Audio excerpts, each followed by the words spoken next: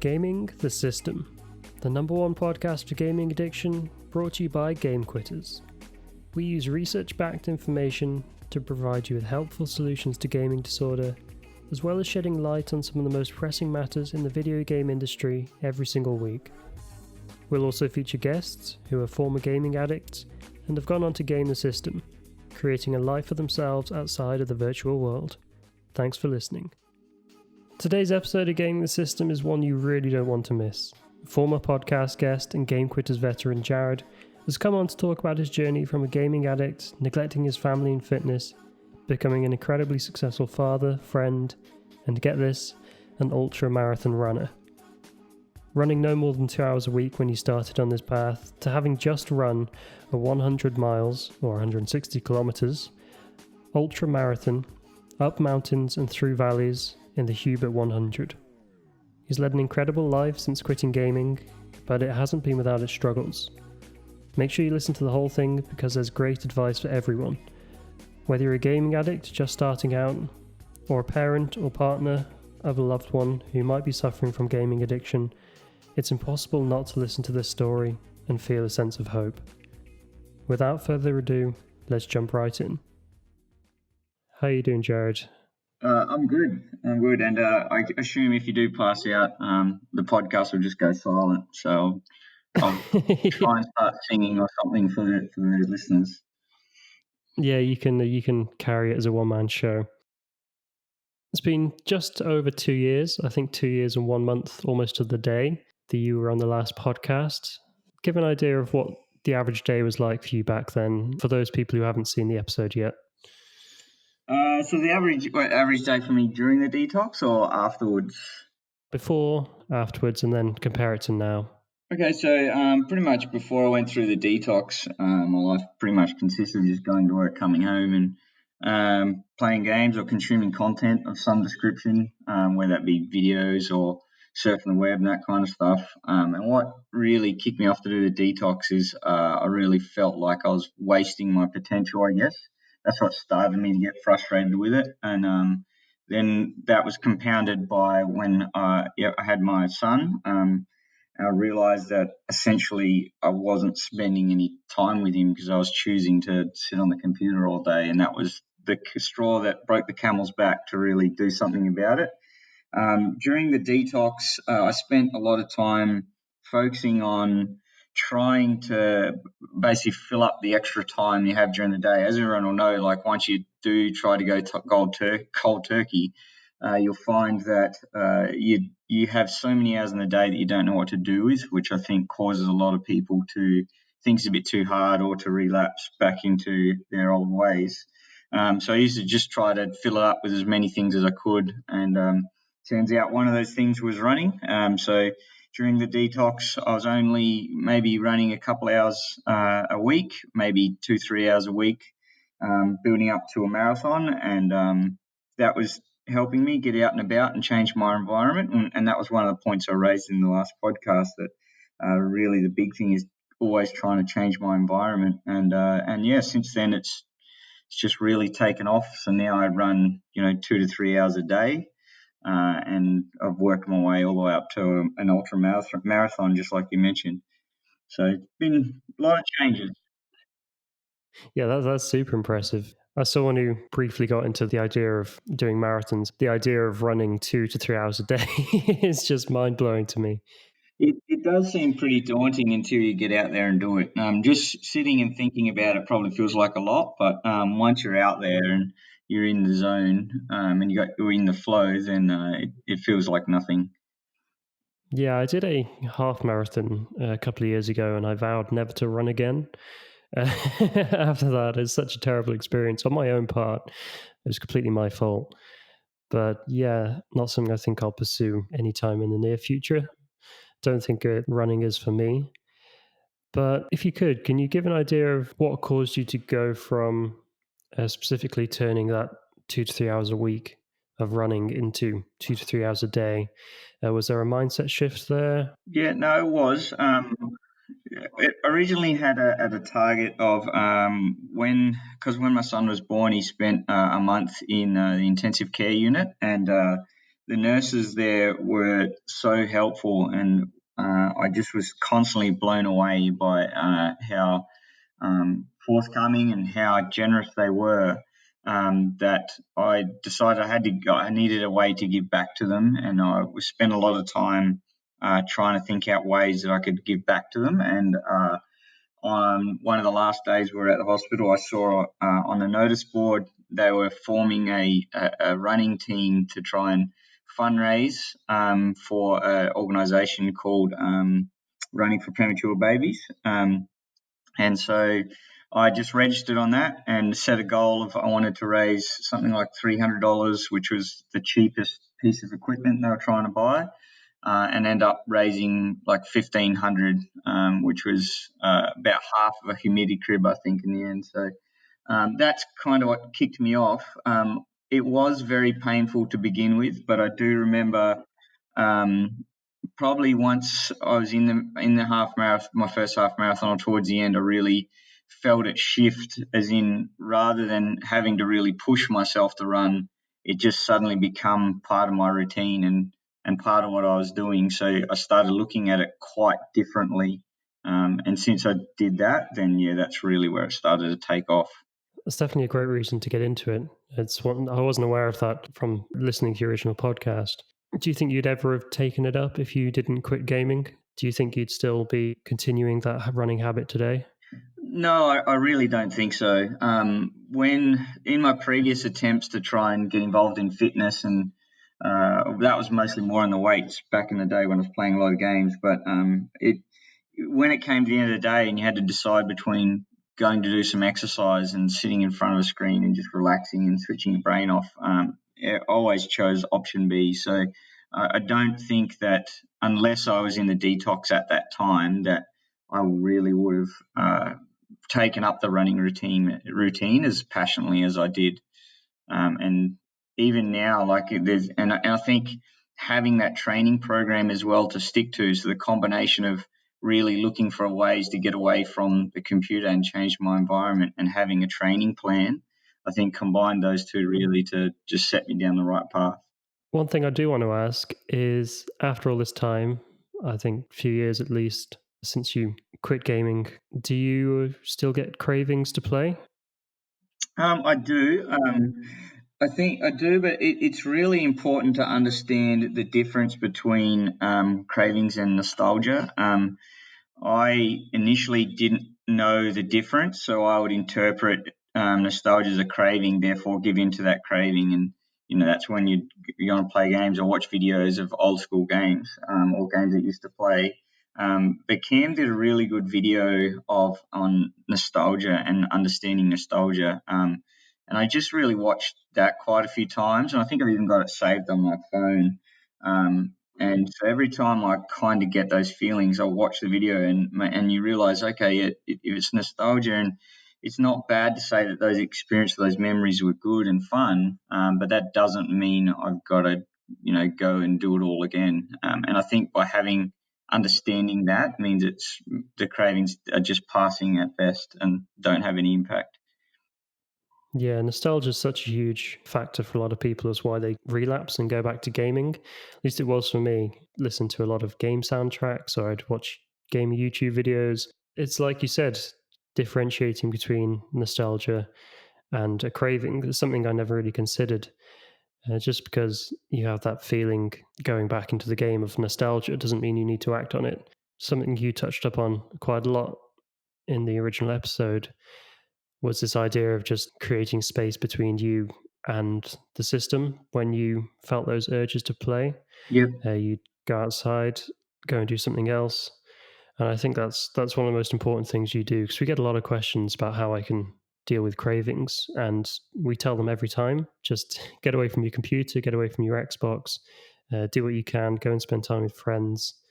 And I think that's a huge factor in whether or not you're successful in the detox, or whether you just go through that cycle of relapsing over and over again. And I think you did actually relapse once or twice, didn't you, during your game quitters journey? Yeah, once I did the one weekend when it was a long weekend, and I felt like I had no commitments, no work commitments, no study commitments. So I was like, oh, there's no harm in me spending a couple of days just unplugging and firing up some games. I think I was about 22 days in, and then I immediately regretted it when I realised I just wasted a whole weekend, and then got Yeah. back on the bandwagon straight away after that, or back on the detox. There's nothing worse than that moment after the weekend is over or the day's over, looking back and thinking, where in the world did those hours go? They just disappear in the blink of an eye. There's so much you could do with that time. When you had this relapse, what was the driving force for you to get back on the bandwagon, hit yourself back up, and really take it seriously? And I think part of it really was the Millionaire, or not Millionaire Morning, and I didn't exactly read the Millionaire Morning or follow it, but the principles are still the same. And after that long weekend, when I sat down and realised that I'd essentially just wasted like 4 days, um, and I then mapped out from there basically what I wanted to achieve over the next couple of years. It really made you stop and think that I don't have any time to waste. I've got to use all this time that I have to either spend with my family or progress my personal and professional interests. So once I created that to-do list, and then every morning as I wake up an hour earlier before everyone else, and even if it's just to sit down and to look at my goals or look at that to-do list, it really just constantly brings your mind back to I don't have any time to waste, therefore I can't. And that's really what kept me, on the straight and narrow, and rather than going, it doesn't matter if I lose half an hour there or an hour there. But if you actually add them all up, that half an hour and the hours over a week, you can, achieve something else, or really study that extra subject that you want to. yeah, it's a great way of looking at it. Like that minimal progress every single day eventually adds up to something huge. And I think that applies to running as well quite a lot. But one thing I do want to touch on is this idea of living intentionally, which was a big factor, I think, in the past few years. Is that something you still follow? Can you kind of describe how you put this intention into your life and how you used it in your journey of quitting gaming? Yeah, I'll have to try and remember exactly what I said back in the podcast, but um, the main thing that I take away from it is, or my understanding of the concept is that um, understanding the intent of why you want to do and say things. And a lot of it comes back, a lot of the area where I work on it now, or my main focus area, is communication and making sure that I'm communicating my intent, and you're not trying to, be ambiguous or be passive aggressive, or those kind of things. But for the actual how your life is, or how you carry it out in your life, is I just think about when I'm doing a task, what is the long term goal or the long term intent? For example, if you're trying to, let's say you're trying to play games, or you're trying to justify why you're trying to give into your cravings, is what is your actual intent behind that? And your actual intent might be is because you're trying to escape feelings of anxiety, feelings of loneliness, feelings of lack of fulfillment. And if you actually attack those aspects and try and deal with those feelings, rather than trying to deal with the surface feelings of, oh, I just want a game because I can escape, that's where you really get a lot of personal development, and really you get a lot of progress on, trying to kick some of those, not just those cravings, but change a lot of things in your life. So whenever I want to do or say anything now, essentially I just sit and think, what is my underlying intent of what I want to achieve in my life, or what I want to achieve with this particular scenario, rather than just working out what are the symptoms. I guess I don't know if that explained it very well, but Yeah, no, that's brilliant. Yeah, I think it's a great thing for people to learn about and realize about themselves, building this awareness about what they say and do, and how it affects every single action and step they take in their lives. As we touched on with the goals, with the running, this isn't something that you can just do all at once. This is another thing that I think people might get frustrated that they can't do it initially very well. But over time, if you start catching yourself in the moment, just try and be a bit more aware of what you're doing. Bit by bit, and you'll slowly start improving. And well, as you can see, after a few years, you'll become an expert, like Jared. Yeah, definitely. One thing I want to do is I just want to take you back to when you decided to quit after the relapse. And if you put yourself in that moment, and I want you to think about how differently your life would be now if you didn't decide to quit again, if you just carried on gaming, carried on doing what you were doing.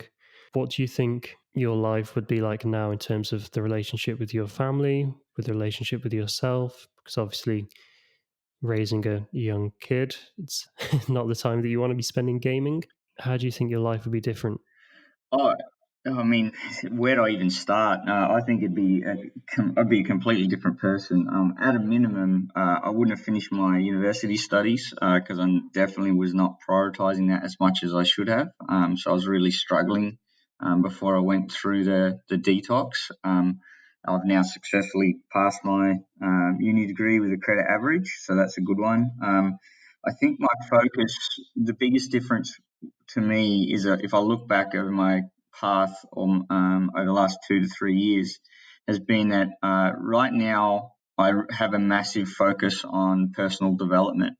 And that's whether that be through listening to a lot of podcasts, doing a lot of meditation and reflection, and a lot of reading, which I think has increased my self awareness to the point where I'm, I guess, a lot less moody, a lot less emotional, and a lot easier to interact with.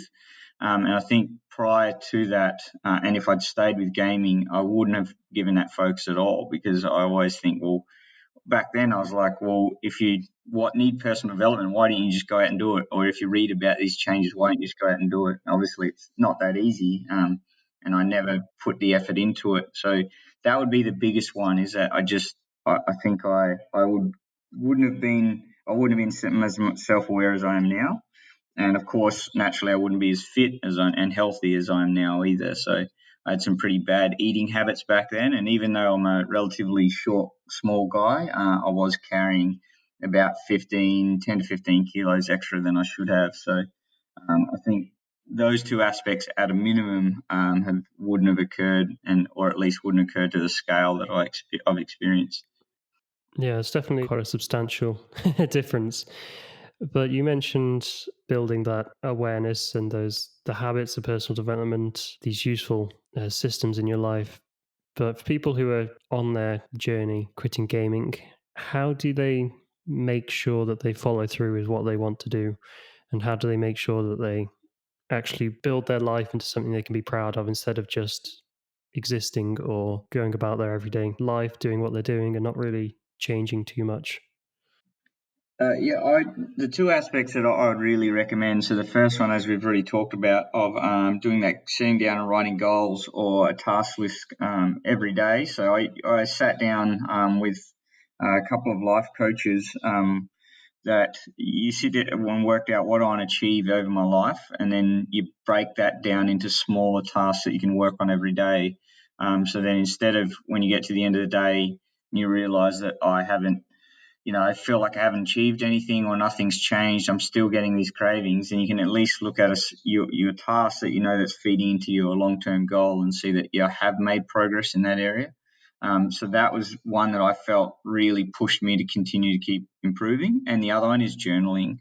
I can't can't explain enough or emphasize enough how much journaling helps. It helps at a minimum of really just getting your thoughts out. I always used to call them like mind pretzels. I used to get a lot of mind pretzels that used to frustrate me a lot, and just writing them out really helped you come up with some solutions and some plans. And by the time I'd finished writing them, I'd had 3 or 4 action points to solve them, or I came back to what the intent was in that scenario. And then make it a routine that every week or every month to go back and have a look at those journal entries and to see how much you've changed and how much you've improved over that last month. Because human nature is that, if we're not perfect at something straight away, we want to give up or we think it's pointless. Mm-hmm. but we know that's not going to be perfect straight off the bat. So if you just go back and look at, okay, yeah, this month I slipped up once or twice, but last month I slipped up 4 times. So, I'm improving in that aspect. And that's a good journaling, and keeping those old to-do lists is a good way to chronicle your improvement, I guess. Yeah, I think that's a hugely important thing to do, getting your thoughts out. Did you journal in a book or online or? I did online initially, so for the detox, mainly because I really wanted to engage with other people who were going through similar things, which I Yeah, was think, that on the forum? that's correct. Yep, and I think my journal's still up there as well. But since the detox, I've moved to handwriting. So now I handwrite everything. I did trial a few times with running offline journals on my computer, but I just really felt it was not the same. And now I handwrite everything out at the end of the day. And I find it a really relaxing way just to sit down with a cup of tea at the end of the workday and just journal on my notes. And then that way I'm holding them in an A4 and A5 book, and when I'm wandering around or got a spare moment, I can just flick through them a lot easier than I could on the computer. Yeah, there's something about pen and paper. It's quite therapeutic, I think. And just getting more time away from screens in general, I think is always a good thing to do. Have you found yourself being more mindful of your other technology use? So not just your consoles or computer or whatever, but your phone, TV, or Yeah, I definitely have. I think Ken Juliet made a comment on a podcast he did a while ago. I think it was James Alberture or whatever you say his name, where he said once you disconnect yourself from something, the more aware you become of it. And so when I started disconnecting myself from being on the computer, I started becoming aware essentially of how much time people were spending on technology. So then slowly started trying to bring in rules with stuff like my smartphone. So I'd come home from work and I'd make sure I put my phone somewhere like that I wasn't carrying it around, so I wouldn't just constantly flick at it. And then that dovetailed into watching TV as well. So now I don't watch TV at all. I really avoid watching TV as much as I can. And then with my phone, I don't have anything, other than the basics on it. And what that's also done is it also makes you aware of how much time other people spend on it. And that was an initial challenge for me as well, is that I allowed myself to get quite frustrated when I'd hear people say how busy they were, but you'd see them spending so much time on their phones. So that was a very interesting learning curve for me as well. But yeah, I definitely have flowed that on into every other aspect that I have now, and I try to avoid it all as much as possible, and revert back to books and going outside and that kind of stuff, and just being in the moment. It's surprisingly how fulfilled that you can be by just being in the moment rather than trying to escape with your phone. yeah, it's such an important step to take, going from your current lifestyle to living in the moment and really appreciating what you have, what's around you. Separating yourself from technology, I think, plays a huge part in that, or at least plays a helpful part in it anyway. I think one of the important things you touched on, or at least the way I see it, is that you shouldn't try and take away everything at once, or don't try and do too much to start with. So don't say, I'm going to quit gaming, I'm going to quit my phone, I'm going to quit social media, I'm going to quit TV. Like you said, you quit gaming and then became more aware of everything else going on. Yeah, definitely. You also don't, by removing everything at once, you won't know which is the most effective as well. Yeah, So yeah, just remove one thing at a time, and you'll find it a lot easier to do that transition.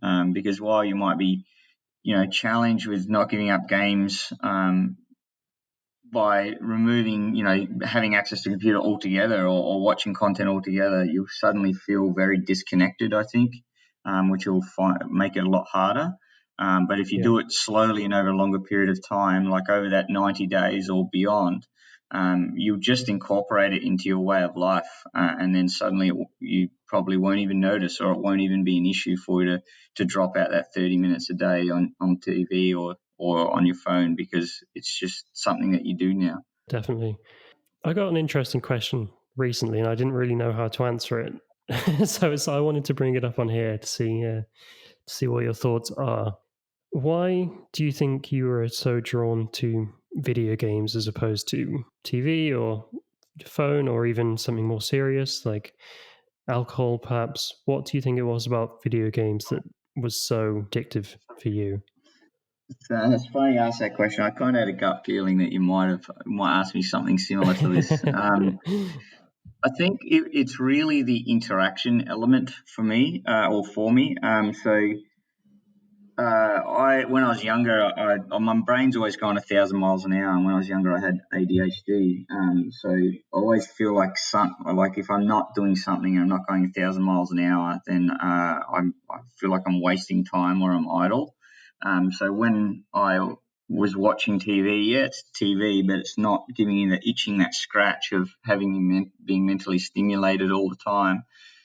Whereas gaming, where you only go as quick as you want, and it'll go as fast as you want. So if you want to be mentally stimulated all the time, and you want to have different elements and challenging different aspects, and trying to manage different like even resources and time and your senses, then there's limitless opportunities, and I think that's what really hooked me in. Because then if you switch from there to trying to get that same impact through your social life, like people want to go home and people want to do their own things, so they're not going to be there all the time. And your favorite TV shows are not always going to be on TV, and they've probably got ads in them anyway. So all the other avenues really felt a lot less. With alcohol and stuff, I never really got into that heavily. Like I went through a phase where I did drink a lot, but I never got into it at a young age to set that foundation for needing it. So it wasn't that hard, or that was not something that I considered. It's more of a social thing versus an escape for me, I guess. It's a much better answer than I gave when when I was asked that question, because I had no idea. But thinking back, it really is that idea that gaming stimulates so many senses.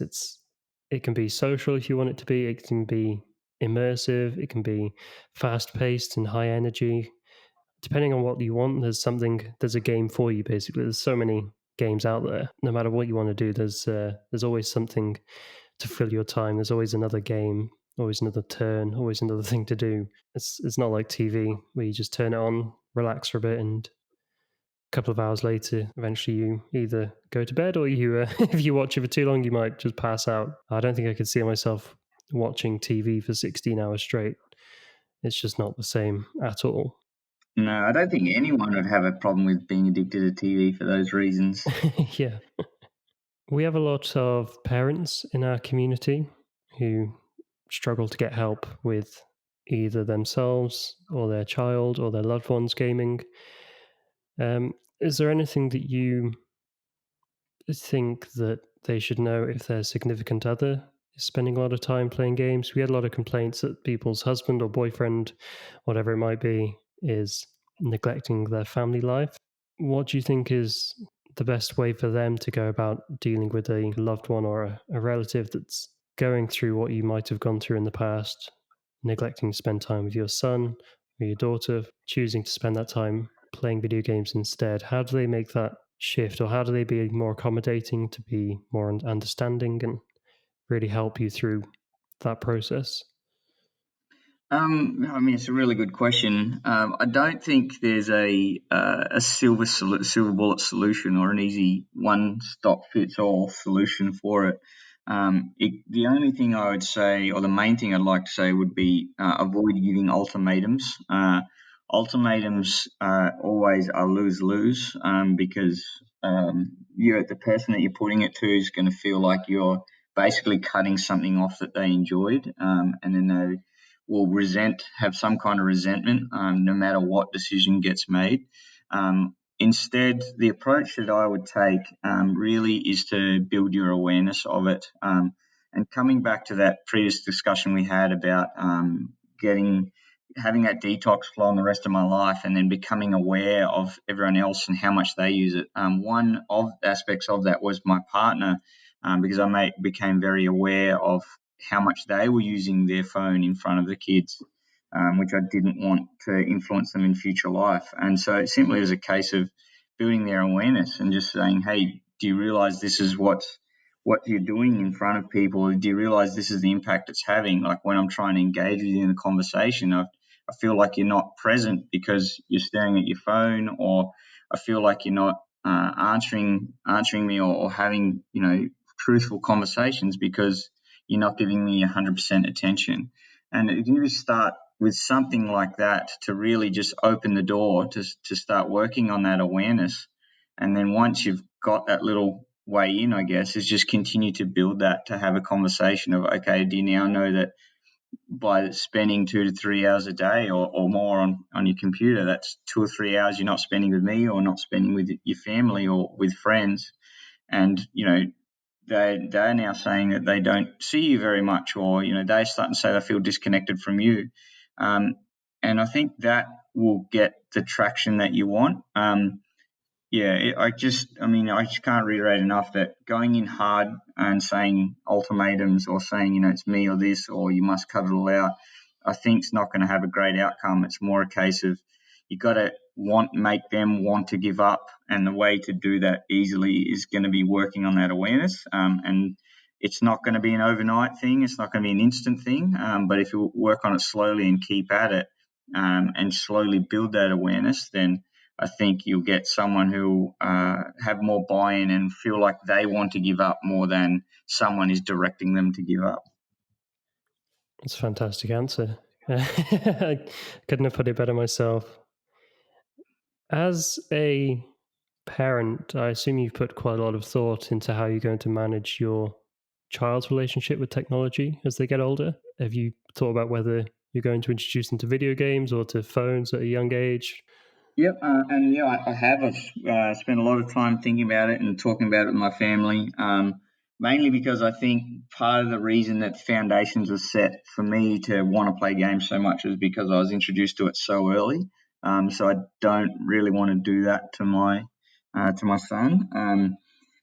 And I initially was like, oh, look, let's just introduce him to it and control that timing. Or, as you see everyone out there, they control the screen time, or, whatever else they want to call it.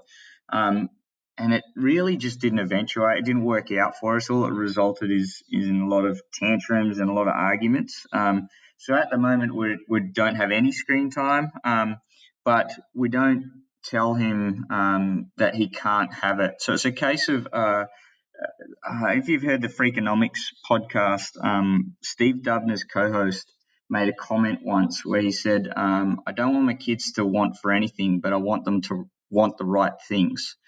So that's the concept or the policy that I try to take with my son is I want him to have whatever he wants or whatever he wants to do, but my job now is to make sure he wants to do the right things. So when I say by that, I mean I don't tell him there is no screen time and you can't have anything, and I don't intend to give you technology, but I want you to have more of a balanced life and use technology and screens for what they should be for, and that is, education and personal and professional development. So every time he asks for it or he wants it, or in the future when he works for it, it'll be a case of suggesting him better alternatives to work out, okay, what do you want to do? Do you really just want to have fun today, or do you want to relax today? Or rather than doing that in front of a screen, how about we go do something interesting together? Or do you or you want the screen because you want to read or you want to study? Then you can do that as well, or you can achieve that through a book. So just giving him options more than anything else. I'm not saying that's going to work, but that's just the way that we're going to approach it and see how it goes.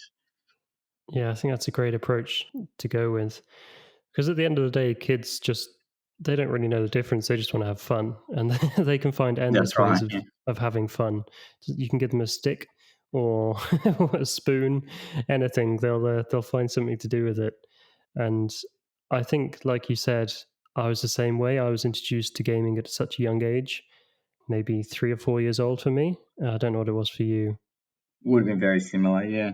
Yeah, it's when you have that stimulus at such a young age, it's not that you don't find the joy in other things when you're a kid, you don't really know the difference. But as you get older, you start to see gaming as such an easy solution to get your fix of fun and entertainment and excitement that there's no reason for you to turn to anything else, I guess. I think an important thing for parents to realize as well, I don't know how you plan on going about this, but when they get older and obviously go to school and college and whatnot, there's going to be a lot of social pressure to play video games. Yeah. At least there's a huge amount now, especially with Fortnite and people getting bullied for not having cosmetic items in the game, being labeled as defaults. I don't know what the best way to approach that is, because it can obviously be very hard as a parent to say no when all their friends want to play games. Have you thought that far in ahead, or are you just going to take it one step at a time? No, the short answer is I haven't. I've been listening to, I've listened to a lot of podcasts, so I'll mention them quite a lot, but another one I listened to was Parenting Mojo, which talks about it a little bit. But I think the main aspect that they mention is we really can't underestimate the importance of, the peer pressure that kids get as they go through school. And as much as we, as parents and as older people, sit back and go, well, just don't do it or just don't buy it, just tell them to go away.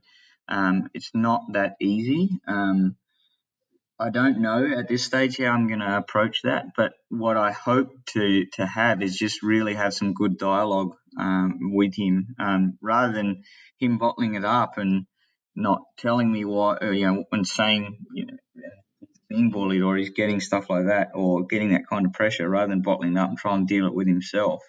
I really hope that until that point, I can establish an environment for him that he feels comfortable talking to me about it, so I can help him work through it, and maybe use my experience to show that peer pressure is not a big deal. While it might feel uncomfortable in the short term, in the long term, it's not important. That again, that's just how I'm looking at it now, but it's definitely something that I have to think about a bit more over the next couple of years, and when he approaches that age. And it might come around sooner than I think. Like, I would have thought that don't need to have that conversation with 13, but I think these Fortnite kids are now like 5 and 6, aren't they? So, yeah, it's crazy the way it's taken over. Do you think you'll ever tell him you're addicted to gaming? I think I don't want to have any secrets from him. I think definitely I'll tell him how much of an impact I have, and it'll especially dovetail into that conversation when, if he wants to buy all that stuff and to being pressured by his friends, is I'll explain to him how influential it was on me and how impactful it was on me. I don't intend to hide anything from him, so that conversation will definitely come up. I think I'll be very careful probably how I articulate it to him, but I definitely will hope that my experience can be used to his advantage in some way. Yeah, I seem to remember a study saying that you're much more likely to become addicted to something if your father has an addictive personality. And that's something I've come to realize as I've grown up. It's very easy at least it was very easy for my dad to get engrossed in things. I still see it now with certain things, whether it's through his work or hobbies. And that's something that I definitely inherited, whether I actually inherited it through genes or just through personality traits, I'm not sure. But I've got a very addictive personality, whether it's gaming or starting a new skill. I get really involved with it. And have you seen cases of an addictive personality in yourself, like in other aspects of your life? Oh yeah, 100%. I was just thinking then when you were saying it, trying to think of what my parents were like, if I saw anything like that in them, and I don't think I have, but yeah, definitely in me, I'm a 100 all or nothing kind of guy, and I have joked with Cam a few times that I need to do a Game Quitters spin-off called Running Quitters, when it's ready, time for me to move on from running.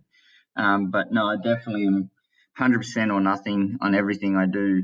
It has its pros and cons. It's very useful in stuff like at work or professional development, and it's not so useful in stuff like recreation and that kind of thing. So it's one that I'll have to make sure, or I'd like to make sure I don't pass on to him. But again, if I can use my experience and awareness of it to his advantage somehow, then I think I'll win. So.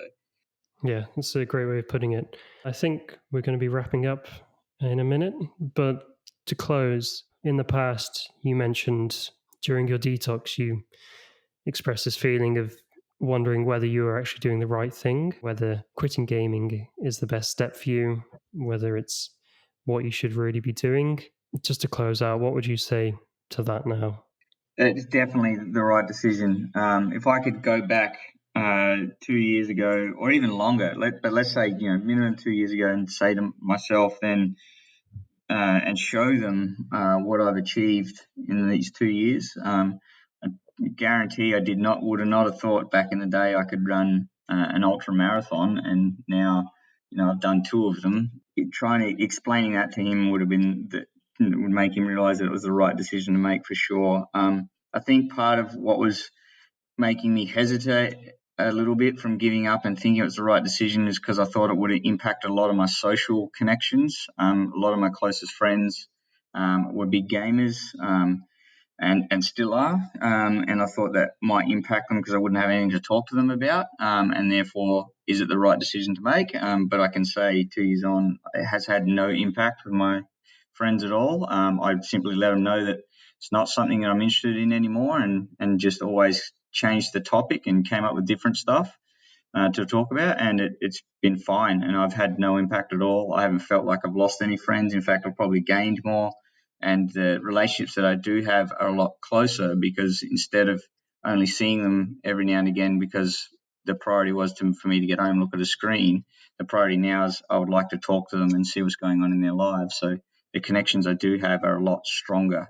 And so I think, those 2 aspects, that the social development and my personal development, 100% was the right decision. And I'd go back and tell him that he shouldn't doubt himself at all and just get on with it. I think it's a great message to send back to the past. No idea what I'd tell myself. Stop being an idiot. But yeah, thanks for your time, man. It's been a fantastic episode. It's been a ton of useful advice I think a lot of people will find helpful. Whether you're in the middle of your journey to quit gaming, whether you're a parent, there's a ton of useful information in there. And thanks for coming on, man. I hope to have you on again in the future, if you're willing. Yeah, of course. And look, if anyone does want to talk to me or want to discuss anything with me about my experience or their experiences, I'm always lurking on the forums. I don't post as much these days, but I do still read it. I have alerts set up on my emails, so feel free to drop me a line, and I'll be more than willing to have a chat to you and see what I can do to help. And what's your username on the forums? Giblets. Okay. Yeah. I remember. Oh, you're Giblets. Oh man. Yeah. I didn't realize. That's me. Yeah. Forum legend, I guess. Yeah, I've been around a while. Yeah. But yeah, thanks so much, man, and all the best. No worries. Cheers. Cheers. Thank you. Thanks again for listening to this episode of Gaming the System, the #1 podcast on gaming addiction, brought to you by Game Quitters. As always, if you enjoyed the episode, make sure to share it around to family members, friends, or anyone you think could benefit, and don't forget to leave a review. It's super helpful. Check us out on social at Game Quitters everywhere, and if gaming addiction is affecting your life, we recommend having a look at our guide on the website. It's gamequitters.com/respawn if you're a gamer, and gamequitters.com/reclaim if you're the parent or loved one of an addict. The important thing is not to lose hope, and remember, real life is always worth fighting for. See you in the next episode.